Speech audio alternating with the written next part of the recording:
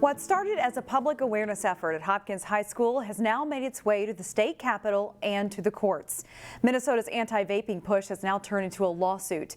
Eric Nelson has more. Shannon, vaping has quickly become an epidemic here in Minnesota and across the U.S.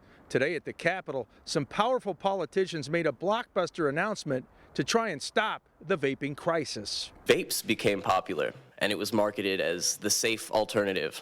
And it seemed like that to me. That's what everyone was saying, so I bought into that. We're using the power of the Minnesota Attorney General's office to bring a lawsuit against JUUL Labs on behalf of the state and the people of Minnesota. The state of Minnesota claims that tobacco giant JUUL has deceived the public about its product. The lawsuit alleges that JUUL used deception and a fraudulent marketing strategy to hook kids into vaping. Will Gittler of Hopkins High was at today's jam-packed news conference to tell his story.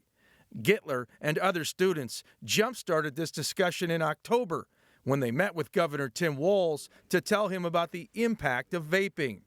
Today, Walz did not sugarcoat things when he talked about JUUL. Trace back to who owns JUUL. There's a new name for big tobacco, and it's JUUL, and it's vaping. It's that simple.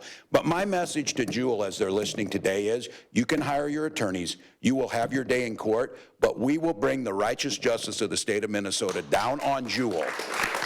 Now, Attorney General Keith Ellison says he doesn't know how much the amount of the lawsuit will be and that they are still gathering data against JUUL.